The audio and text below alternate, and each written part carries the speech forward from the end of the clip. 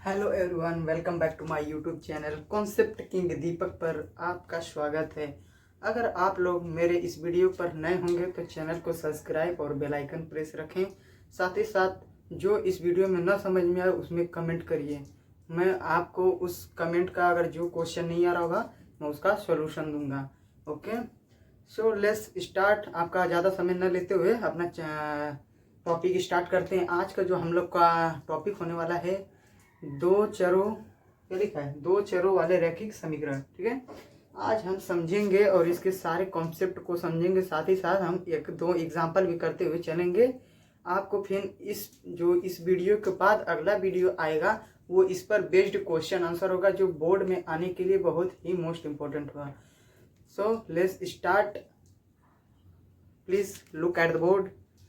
Okay, तो आज का जो हम लोग का टॉपिक होने वाला है दो चरों वाले रैखिक समीकरण का युग्म। क्या बोलते हैं? दो चरों वाले रैखिक समीकरण का युग्म। दो चर वाले रैखिक, इसको हम एक तरफ से कर सकते हैं ना। अगर आप लोगों को अदर साउंड सुनाई दे तो उस पर इग्नोर करिएगा। आप सिर्फ मेरे बातों को ध्यान से सुनिएगा और कंसंट्रेंसी बनाए रखिएगा। ठीक है, तो हम लोग का जो आज का टॉपिक है वो है दो चर वाले रैखिक समीकरण युग्म। तो इसको कहते क्या है, इसको मतलब इसका पहले कॉन्सेप्ट समझिए। दो चर वाले रैखिक समीकरण किसे कहते हैं? ऐसा समीकरण, यहाँ पे इसका कहने का मतलब है ऐसा समीकरण जिसमें दो वेरिएबल यानी दो चर हों। यानी जिसमें कहने का मतलब है, क्या बोलते हैं इसको, मैं लिख देता हूं यहाँ पे, जिसमें, सॉरी यहाँ पे लिखूँ, सॉरी क्या बोलते हैं इसको, वे समीकरण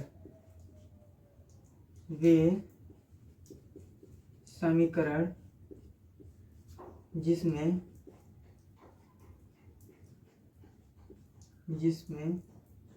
दो चर यानी वेरिएबल, जिसको बोलते हैं इंग्लिश में वेरिएबल होते हूँ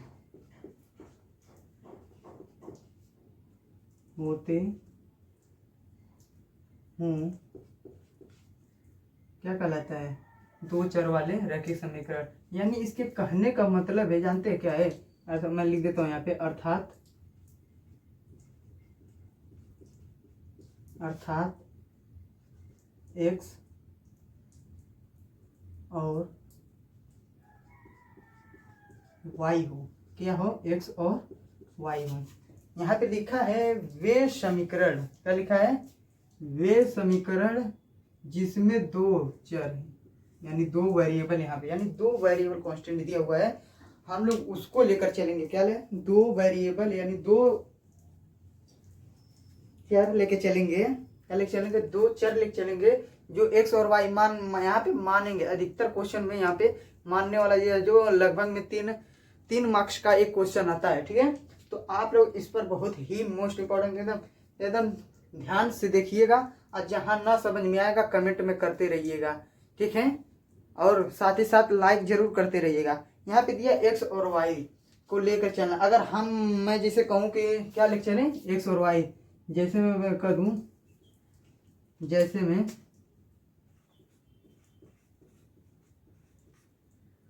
क्या लिखा है, जैसे लिखा है, करने का मतलब लिखा है यहाँ पे A x plus B Y plus C equals to zero.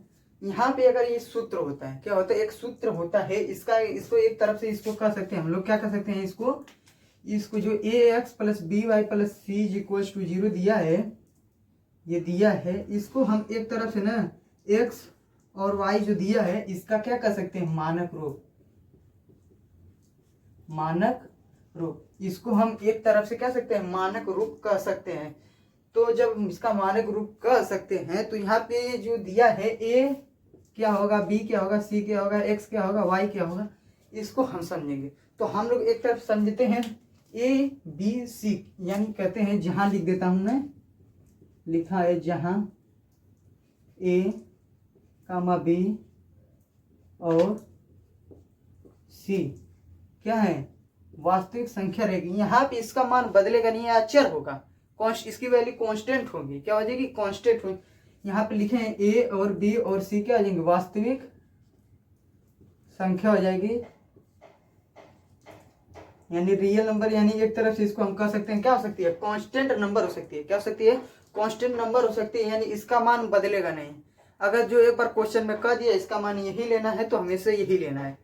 हाँ बस यहाँ पे एक दिया है एक्स, क्या दिया है, एक्स और वाई दिया है। एक्स और वाई जो दिया है इसका मान हमेशा बदलता रहेगा क्योंकि ये चर है।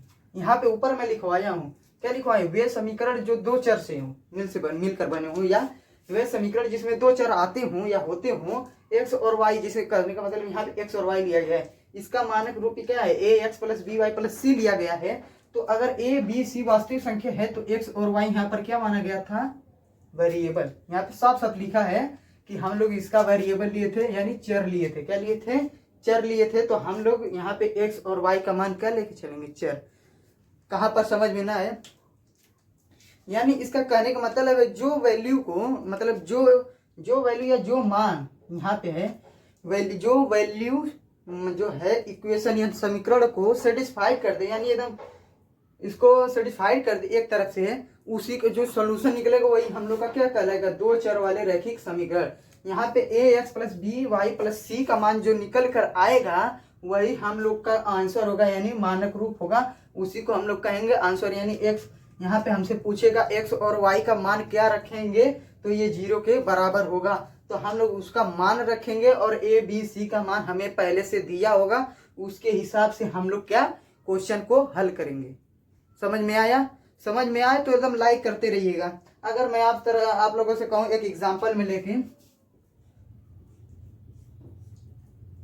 क्या कहूँ, अगर एग्जांपल लिया जाए तो मैं ले सकता हूँ A x plus X plus Y is equal to 5। क्या दिया है, x plus Y is equal to 5। मैं जो एग्जांपल कराऊंगा एकदम, जो एग्जाम्पल मैंने दिया है एकदम समझ लीजिए वो बोर्ड के पेपर में आएगा। एकदम मैं जो लिखवा दूंगा समझिएगा वो बोर्ड के पेपर में उसको आना ही आना है। तो अगर मैं इसको यहाँ पर देखा जाए, ए एक्स प्लस वाई बराबर अगर 5 अगर हम लोग का दिया होगा, सॉरी यहाँ पे प्लस रहेगा ना, नहीं कहीं गलत हो रहा है, आप लोग ध्यान देते रहिए, ठीक है। A x plus Y is equal to क्या दिया है, 5 दिया है, माइनस में दिया है, सॉरी माइनस में है, A x plus y minus 5। यहाँ पे जरूरी नहीं कि सब प्लस में ही है, माइनस में भी हो सकता है इसका मान। जी हाँ दोस्तों, इसका मान जो है माइनस में भी हो सकता है, प्लस में भी हो सकता है। आप लोगों को इससे टेंशन लेने की जरूरत नहीं है, मैं पहले ही बता दे रहा हूँ कि आपका मान प्लस में भी हो सकता है, माइनस में भी हो सकता है, कुछ में भी हो सकता है। लेकिन आप जिसका जो मान दिया रहेगा, प्लस में दिया रहेगा तो प्लस में करेंगे, माइनस में दिया है तो माइनस में करेंगे, लेकिन करना जरूर है। यही तो हम लोग को है, क्या करना है, करना तो जरूर है। तो सबसे पहले आप लोग इस समीकरण को देख के कुछ समझ रहे हैं। अगर जो व्यक्ति पहले से पढ़ा होगा, स्कूल में अगर पढ़ा दिया गया होगा, अगर जो व्यक्ति पहले से पढ़ा होगा तो उसको तो कोई टेंशन नहीं होगी, ठीक है। और जब टेंशन नहीं है तो बस वो ध्यान दे दे हमारे वीडियो पे, ठीक है, पहले ध्यान दे। ए एक्स प्लस वाई बराबर x plus y minus 5 is equal to 0 दिया है, तो हम इसको एक तरफ से क्या लिख सकते, अगर ये माइनस में 5 दिया है, इसको हम लोग इधर लेके आएंगे तो ये प्लस में हो जाएगा। हो जाएगा कि नहीं हो जाएगा, नहीं होगा तो आप लोग देख लीजिए यहाँ पर कैसे हुआ प्लस। यहाँ पे एक्स प्लस वाई माइनस 5 है, माइनस के अगर इक्वल टू के उधर जाता है, पीछे जाता है, यानी 0 की साइड आ रहा है तो वो प्लस में हो जाएगा। तो यहाँ पे लिखेंगे x plus y equal to 5 नहीं, सॉरी 0 नहीं 5 होगा, 5 हुआ। अब एक्स और वाई का क्या मान रखा जाए कि ये 5 के बराबर हो, इक्वल हो। तो हम लोग यहाँ पे सॉरी देख लेते हैं, यहाँ पे इसका मान देखते हैं, क्या दिया, x प्लस वाई बराबर अगर 5 है, अगर हम लोग x का मान क्या रखते हैं, 3 रखते हैं, y का मान 2 रखते हैं, तो ये हमारा क्या 5 के बराबर होगा। इसका योग देखिए, इसका योग 5 के बराबर हो गया। हाँ जी हाँ, अब चाहे तो इसका मान इधर रख दीजिए, इसका मान इधर रख दीजिए, उससे हम लोग को कोई फर्क नहीं है। हम देखिए, जब इसका मान इधर रखेंगे और इसका मान इधर रख देंगे, जोड़ने पे तो वही आएगा, चाहे इंटू में करिए चाहे ऐड में कीजिए, मान तो वही आएगा हमेशा प्लस में, चाहे कान इधर से पकड़िए चाहे इधर से पकड़िए, बात वही होती है, ठीक है। तो हम लोग का माइनस यहाँ पे देखिए, माइनस में जो था यहाँ पे प्लस, यानी 5 इज इक्वल टू 5 आया। तो अब क्या ये समीकरण से हमको एक क्वेश्चन निकालने का मान समझ में आया। कैसे निकालेंगे, कब निकालेंगे, यहाँ पे आप लोगों को एक्स और वाई हमेशा हमें यहाँ पे निकालना रहेगा, वेरिएबल और चर निकालना रहेगा, यानी इसका मान निकालना रहेगा हमेशा। इसका मान दिया रहेगा, ए बी सी का मान हमेशा दिया रहेगा और एक्स और वाई का मान हमेशा निकालना रहेगा। ठीक है, एक्स और वाई का मान हमेशा हमें निकालना होगा। तो सबसे पहले हम निकालेंगे एक्स और वाई का मान, तो फिर उसको हम सॉल्व करेंगे। क्या करेंगे? सॉल्व करेंगे। ठीक है, आप लोग पहले इसको नोट कीजिए और स्क्रीनशॉट लीजिए ताकि मैं अगला टॉपिक पढ़ाऊँ और उस पर क्वेश्चंस भी कराऊँ। ठीक है, अब हम लोग जब पढ़ेंगे अगला टॉपिक, तो हमारा जो अगला टॉपिक होगा वो ग्राफ विधि से होगा। किससे होगा? ग्राफ विधि से। तो आप लोग टेंशन मत लीजिए, सबसे पहले आप लोग स्क्रीनशॉट लीजिए। ठीक है, स्क्रीनशॉट ले लीजिए। आई होप आप लोग स्क्रीनशॉट ले लिए होंगे, साथ ही साथ मेरे साथ नोट करते हुए चलिए और समझते हुए चलिए। अब हम लोग दूसरा पढ़ेंगे ग्राफ विधि से। क्या पढ़ेंगे? ग्राफ विधि, यानी दो चर वाले रैखिक समीकरण का जो मान है, अब हम लोग पढ़ेंगे ग्राफ विधि से। किससे पढ़ेंगे? ग्राफ विधि से पढ़ेंगे। तो मिटा देता हूँ। तो चलिए स्टार्ट करते हैं। किससे? अब हम लोग पढ़ेंगे ग्राफ विधि से। ग्राफ विधि से, ग्राफ विधि द्वारा पढ़ेंगे हम लोग। ठीक है, देखिए ग्राफ विधि में कहने का मतलब इसमें इक्वेशन बनाया जाता है। वहां पे क्या बन जाता है? कोऑर्डिनेट बनाया जाता है, यानी एक दो लाइन लिए जाते हैं, इन दोनों को परपेंडिकुलर बीच में से काट दिया जाता है। यहाँ पे हम लोग इस तरह से लेके चलते हैं। यहाँ पे एक्स और वाई का मान कम से कम दो मान निकालेंगे। और हम लोग कैसे निकालेंगे हम लोग यहीं पर सीखते हैं। तो इसका कहने का मतलब है, जो कहने का इसका मतलब है, यहाँ पे जो ग्राफ विधि से है, इसके लिए हम लोग एक्स का और वाई का जो मान होता है ना, उसके लिए हम लोग को जो यहाँ पे इक्वेशन दिया होगा, उससे सबसे पहले क्या होता है ना, सबसे पहले जो इसका ग्राफ विधि से निकालने का, उसके लिए हम लोग क्या करेंगे? उसके पहले एक्स और वाई का मान निकालेंगे। क्या निकालेंगे? एक्स और वाई का मान निकालेंगे। तो दैट मीन्स आप देखिए, मान लीजिए यहाँ पे दे दिया है x plus Y is equal to 5। यहाँ पे एक्स और वाई का मान निकालना है। सबसे पहले क्या करेंगे? यहाँ पे दो डब्बा बनाएंगे। यहाँ से ऐसे बनाए, ऐसे किए। यहाँ पे एक पे ऊपर लिख देते हैं एक्स और एक का मान लिख देते हैं वाई। यहाँ पे एक दो डब्बा बनाइए। अब आपका मन नहीं कि दो ही बनाइए, तीन भी बना सकते, चार भी, बाकी सबसे सरल आसान में सीखना है। तो दो डब्बे को बनाइए और उसमें से दो एक्स का मान निकालिए, कम से कम दो एक्स का मान और कम से कम दो। ठीक, कम ना हो जाए, अधिक हो जाए। कहने का मतलब है अधिक से अधिक दो। ठीक है, तो यहाँ पे एक्स का अगर मान हम लोग क्या लेते हैं? 3 लेते हैं। तो वाई का मान क्या लेते हैं? एक्स का मान 3 लेते हैं, तो वाई का मान क्या हो जाएगा? 2 हो जाएगा मेरे लाल। क्या हो जाएगा? 2 हो जाएगा। ठीक है मेरे भाई। ठीक है, अगर एक्स का मान 3 और वाई का मान लेते हैं, तो वाई बराबर इसमें एक्स है। अगर यहाँ से एक्स में से एक्स का मान 3 लेते हैं, तो इधर लाएंगे प्लस में, तो इधर आएगा माइनस में, यानी 5 - 3। अब वाई का मान कितना निकल के आ जाएगा? 2। तो इस तरह में डायरेक्ट कर रहा हूँ ना, ताकि आप लोग भी अगर इस तरह करेंगे ना, तो आपको ग्राफ में आप तरफ पूरी तरह डिफिनेशन में, अगर आपको ये इक्वेशन दिया रहेगा, मान लीजिए ये क्वेश्चन दे दिया है, ये क्वेश्चन दिया हुआ है आपको, तो आपको कुछ करना नहीं है, बस यहाँ पर एक डब्बा बनाना है। ठीक है, डब्बा बनाना तभी भाई नंबर मिलेगा।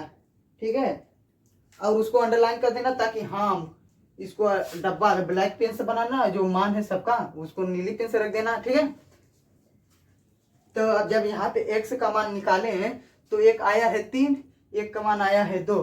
तो हम लोग क्या करेंगे? वाई का भी मान निकालेंगे। क्या निकालेंगे? वाई का।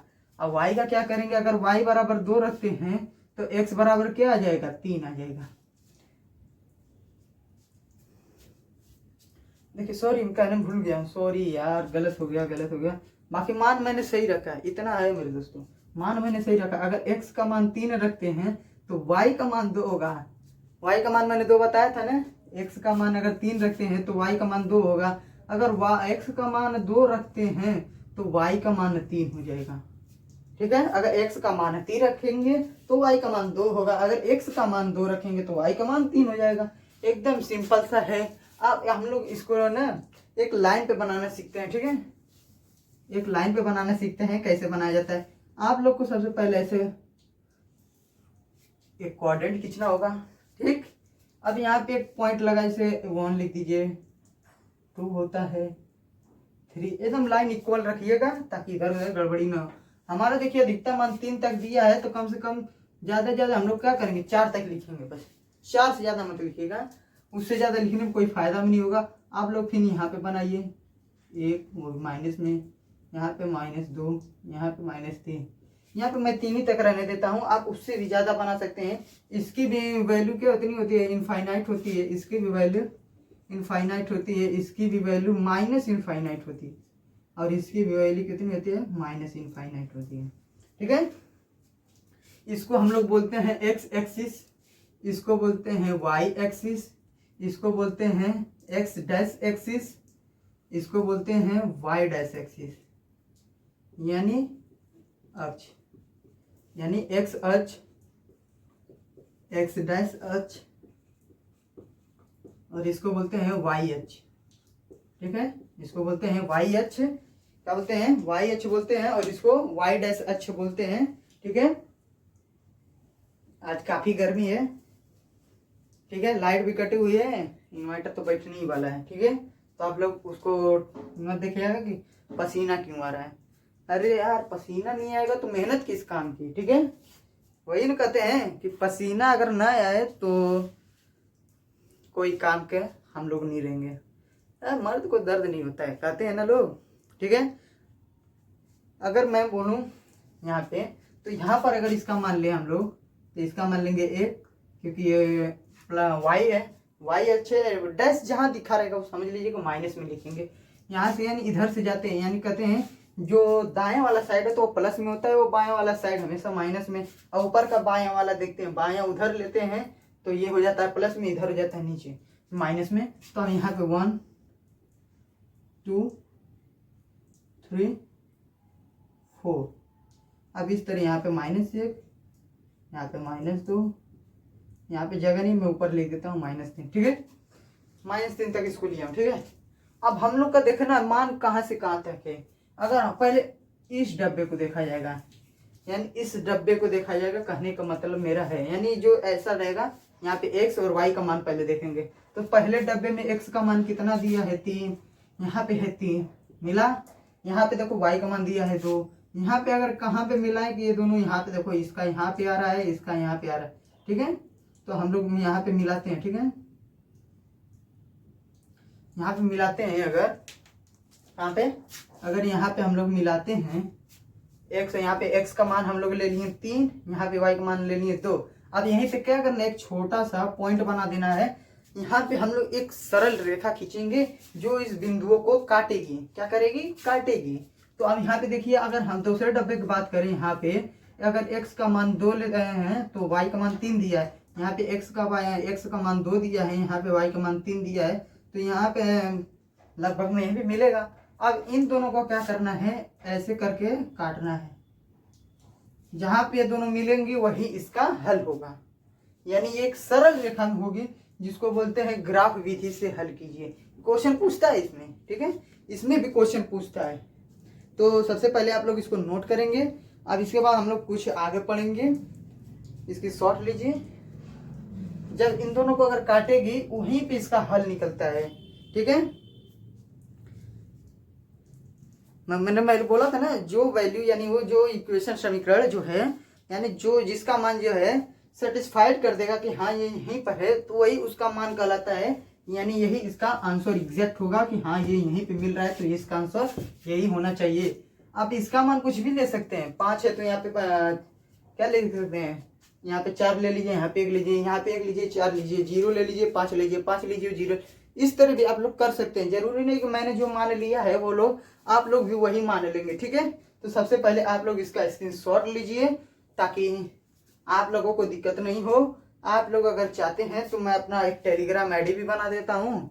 आईडी बनाकर मैं उस पर अपना PDF डाल दिया करूंगा, आप लोग उस पर देख लिया करेंगे, ठीक है।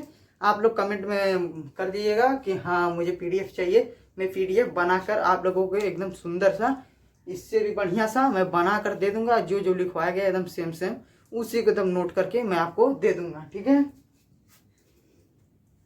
सबसे पहले आप लोग इसको स्क्रीनशॉट लीजिए। स्क्रीनशॉट ले चुके होंगे। ठीक है, तो अब जो हम लोग का अगला टॉपिक होगा वो प्रतिच्छेदी रेखाएं होंगी। क्या हो जाएंगी?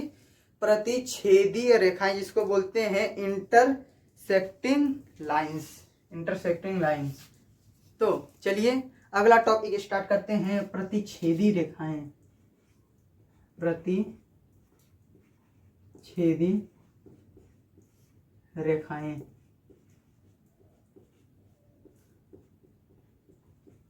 क्या लिखा है? प्रतिच्छेदी रेखाएं। ठीक है, यहाँ पे कहने का मतलब है ना, जो क्या बोलते हैं, जब दो रेखाएं एक बिंदु पर मिलती हैं, मैंने ये बताया था ना कोऑर्डिनेट, यहाँ पे मिलती हैं यानी 0,0 इसका मूल बिंदु होता है।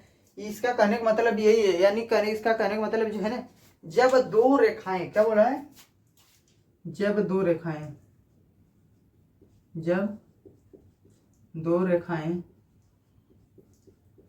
एक बिंदु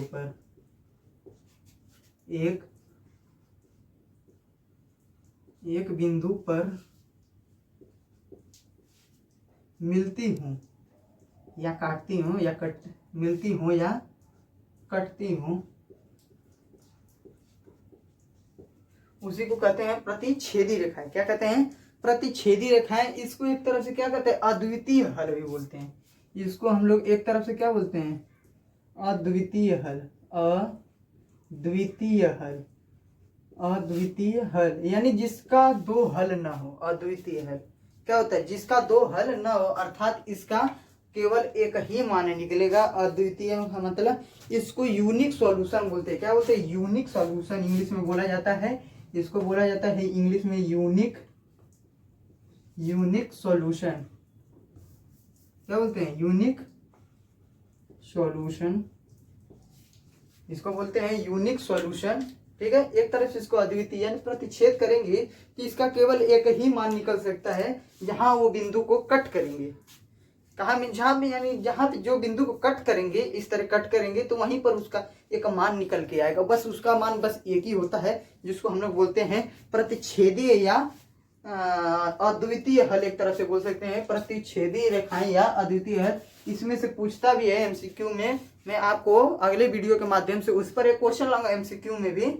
उसमें आप लोग देखेंगे कि हाँ यार उसमें तो है कुछ, हाँ इससे क्वेश्चन बनता है, हाँ यार इसका मतलब ये बहुत ही मोस्ट इम्पोर्टेंट है, एकदम मोस्ट इम्पोर्टेंट है। ये बहुत ही मोस्ट इम्पोर्टेंट है। ठीक है, क्या है? मोस्ट इम्पोर्टेंट है। ठीक है, एकदम मोस्ट इम्पोर्टेंट होने वाला है। सबसे पहले आप लोग इसको याद कर लीजिएगा, अद्वितीय हल। किसी को याद करे कि ना करे, लेकिन इसको लर्न करिएगा। इसी से तो मेन क्वेश्चन बनता है।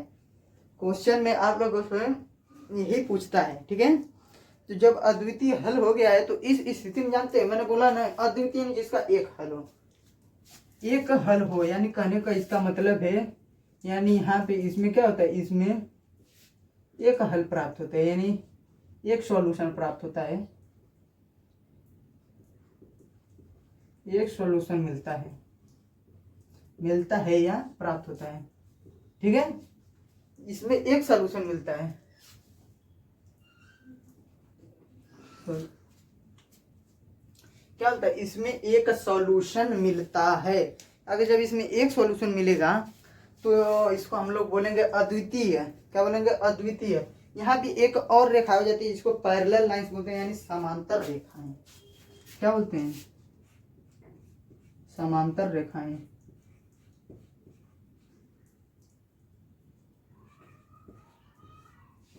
समांतर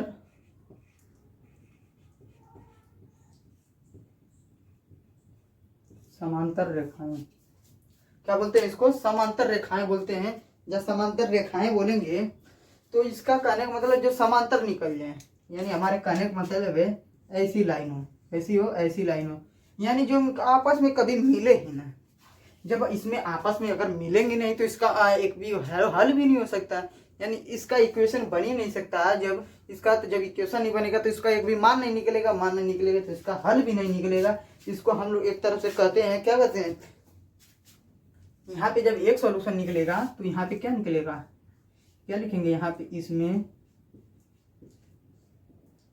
कोई सॉल्यूशन नहीं, इसमें कोई हल नहीं या सॉल्यूशन नहीं, इसमें कोई हल या सॉल्यूशन नहीं होता है, नहीं होता है। क्या होता है, कोई भी सॉल्यूशन या हल नहीं होता है। ठीक है,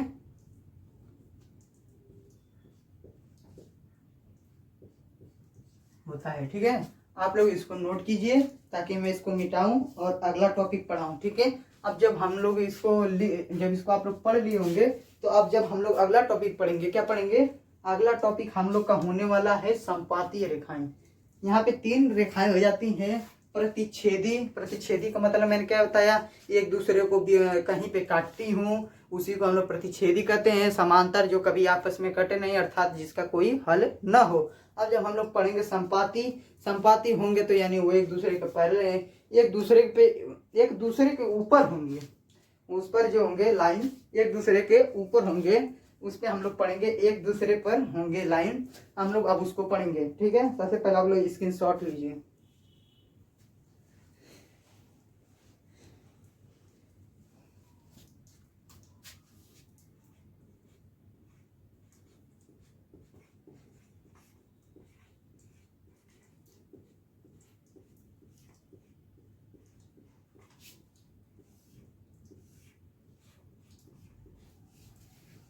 यहाँ पे हम लोग पढ़ेंगे क्या, संपाती रेखाएं। क्या पढ़ेंगे, संपाती रेखाएं जिसको बोलते हैं। इसमें क्या होता है ना, एक बिंदु, एक जो रेखा होगी, एक रेखा दूसरे के ऊपर, यहाँ पे लिखेंगे 2 रेखा एक दूसरे के ऊपर हो, कहने का मतलब ये होता है, लिखेंगे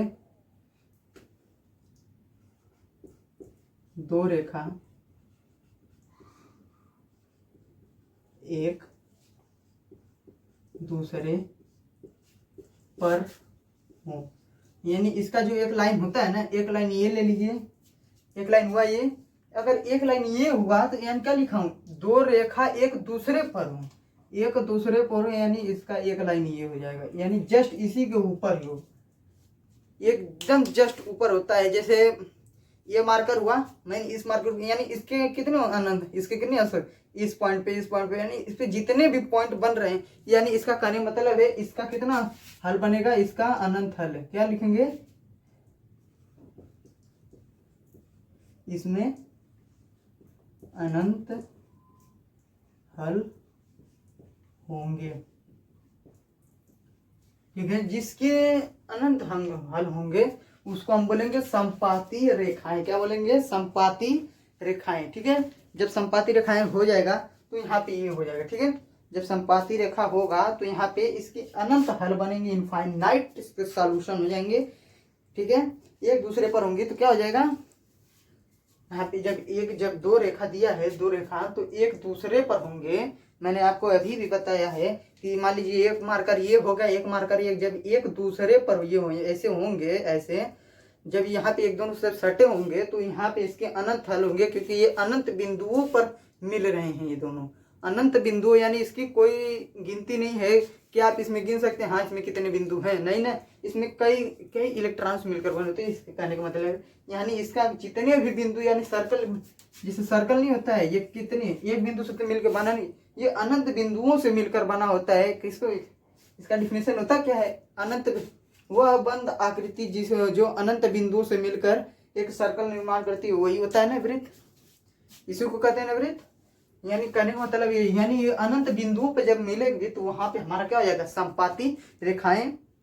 ठीक है, यहाँ पे अगर हम लोग देखेंगे, अगर प्रतिच्छेदी मैंने बताया था, प्रतिच्छेदी रेखा क्या बताया था, प्रतिच्छेदी रेखा जब बताया था मैंने,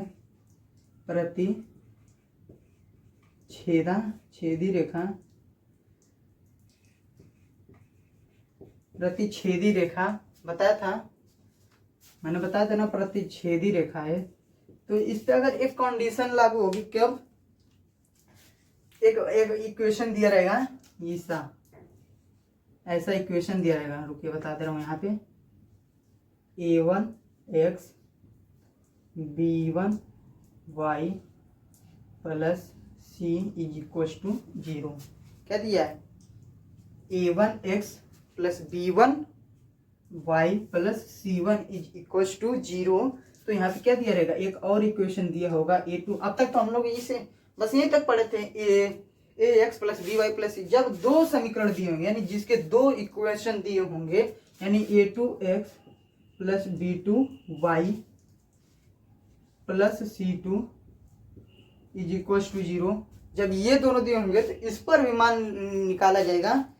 ठीक है, इस पर भी ये भी एक प्रकार का इक्वेशन होता है हमारा। जो क्या लिखा है? दो चर वाले रैखिक समीकरण युग्म, यानी यहाँ पे रैखिक समीकरण युग्म रहेगा, क्योंकि यहाँ पे रखें, यहाँ पे इसके पावर 1 है, इसके पावर 1 है, यहाँ पे दोनों वेरिएबल के पावर 1 पावर, यानी मैंने रैखिक वाला जो बहुपद वाला चैप्टर है मैं उसमें रैखिक पढ़ा रखा है।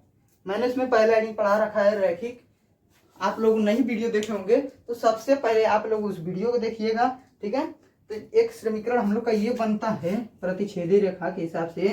अब इस पे हम लोग का एक क्वेश्चन आता रहेगा कि अगर राम का आयु इतना है तो उसकी बेटी का आयु का वह इतना योग है। अगर राम की बेटी उसकी आयु की इतनी योग है तो इन दोनों का वास्तविक आयु का मान निकाले। तो उस तरह पे जब बोलेगा क्वेश्चन तो हम लोग को इस इक्वेशन को याद रखना, यानी मोस्ट इम्पोर्टेंट ये होने वाला है। इसको जानते हैं क्या करें? इसको लिख लीजिए, टॉप 10 में आने वाला है। इसका कोड रहेगा टॉप 10। ठीक है, हम लोग इसका कोड बना के चलते हैं टॉप 10।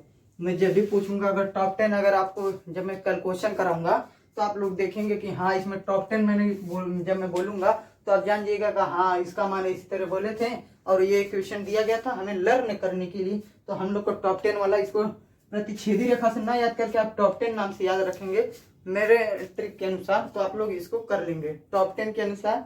यहाँ पे लिख लीजिए टी, यहाँ पे ओ पी, यानी टी ओ पी, यहाँ पे टॉप 10 हो गया। ठीक है, टॉप 10 जब हो गया है तो यहाँ पे एक कंडीशन दी जाएगी आपको।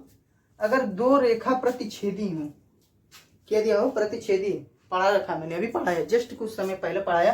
प्रतिच्छेदी हो तो क्या हो जाएगा? अगर जब प्रतिच्छेदी होंगे ये लोग क्या हो जाएंगे? प्रतिच्छेदी होंगे। जब ये प्रतिच्छेदी होंगे तो यहाँ पे एक स्थिति बनती है, कंडीशन बनती है। क्या बनती है? कंडीशन। जब इसकी कंडीशन बनती है A1, क्या लिखते हैं इसको? एक सेकेंड, क्या लिखते हैं? हाँ, A1 upon A2 is not equal to B1 upon B2। क्या होता है? B1 अपॉन B2 बोलते हैं प्रतिच्छेदी रेखा जिसको बोलते हैं। जब प्रतिच्छेदी रेखा हो जाता है ना, ये होता है प्रतिच्छेदी रेखा। यहाँ पे एक कंडीशन दी होगी कि अगर जब दो रेखा प्रतिच्छेद करती हो आपस में एक दूसरे को, इक्वेशन दिया होगा, तब उसका हल क्या होगा? तो उसका जानते हैं कितना होता है? प्रतिच्छेदी का एक हल होता है जिसको मैंने बोला था अद्वितीय हल बोलते हैं। जो आपको ये कंडीशन हमेशा फॉलो करना होगा। क्या? ये कंडीशन हमेशा फॉलो करना होगा। ठीक है, जब इस कंडीशन को फॉलो कर लेंगे तो आप लोग जान जाएंगे कि हाँ हम लोग को ये ऐसे क्वेश्चन करना है। तब से अब जानते हैं कि अब हम लोग का जो कंडीशन है A1 A2 अपन B2 B2, आप लोग इसको एकदम, इन दोनों को एकदम लर्न कर लीजिएगा। टॉप 10 वाले को लर्न कर लीजिएगा, एक इसको लर्न कर लीजिएगा। A1 A2 upon B1 B2 sorry A1 upon A2 is not equal to B1 upon B2। इस समीकरण, इन दोनों समीकरणों को आप लोग स्क्रीनशॉट लीजिए। और यहीं पे आज की हम लोग की सभा समाप्त होती है। अगर आप लोगों को अगला चैप्टर पढ़ना है तो आप लोग अगले चैप्टर का नाम जो है कमेंट में कर दीजिएगा कि हाँ अगला चैप्टर कौन सा होना चाहिए। और आप लोग कहेंगे तो मैं तीसरा चैप्टर है ना, 3 चैप्टर का जो क्वेश्चन है कराने के बाद मैं इन दोनों का एक वन शॉट तीनों का लेकर चला आऊँगा, जिसमें आपका सारा कॉन्सेप्ट एक ही वीडियो में चला जाएगा। मैं सोच रहा हूँ कि लेकिन नहीं, अभी नहीं करा जाए, क्योंकि इसी चैप्टर से बेस्ड एक और चैप्टर है हम लोग का चौथा समीकरण, इसका जिसका चैप्टर का नाम है द्विघात समीकरण। ठीक है, हम लोग जब उसमें एक आता है, क्या होता है, श्रीधरा चार्य का नियम, उस पर बहुत मोस्ट इंपॉर्टेंट क्वेश्चन होता है, वो हमेशा काम करता है। श्रीधरा चार्य का नियम आप बीए कर लीजिए, बीएससी कर लीजिए, पॉलिटेक्निक तक कर लेंगे, ITI जेई मेंस से एडवांस सब करेंगे, आपको उसमें क्वेश्चन पूछता है। यहाँ तक कि यूपीएससी में भी ये सब ऐसे सवाल पूछते हैं। श्रीधरा चार्य से नियम एक ना एक क्वेश्चन हमेशा पूछता रहता है। आप लोग, मैंने उस क्वेश्चन को, मैं क्वेश्चन देखा हूँ, भले पेपर में दिया हूँ, लेकिन मैंने उस क्वेश्चन को देख रखा है। ठीक है, तो आप लोग सबसे पहले आप लोग चौथा चैप्टर पढ़ लीजिए, उसके बाद पांचवा चैप्टर जैसे कंप्लीट होगा सारा, मैं एक वन शॉट में मैराथन लाऊंगा। ठीक है, एक वन शॉट का मैराथन लाऊंगा जिसमें सारा कॉन्सेप्ट क्लियर होगा और उसमें क्वेश्चंस भी बताया जाएगा। तकरीबन मुझे लगता है वो 2 से 3 घंटे का होगा, 2 से 3 घंटे का वो मैराथन होगा। ठीक है, तो आप लोग कम से कम मेरे सब्सक्राइबर को बढ़ाएं, ताकि मैं जब तक मैं लूँ तब तक आप लोगों को पास वो लाइव क्लास में चलने लगे। कैसे लाइव क्लास में जब चलने लगेगा तो आप लोग एकदम लाइव देखेंगे, जो नहीं समझ में आएगा लाइव पूछेंगे, लाइव बताया जाएगा। ठीक है, तो सबसे पहले आप लोग इसको लिखिए, और लिखने के बाद अब हम लोग यहाँ से अपने गाड़ी को विराम देते हैं, यानी अपने गाड़ी को वीडियो में मिलेंगे। और साथ ही साथ अगर मेरे वीडियो में अगर कोई कमी होगी तो आप लोग उसको कमेंट में करिएगा, मैं उसको सुधारने की कोशिश करूंगा। ठीक है, तो अब हम लोग मिलते हैं अगले चैप्टर में, तब तक के लिए जय हिंद, जय भारत।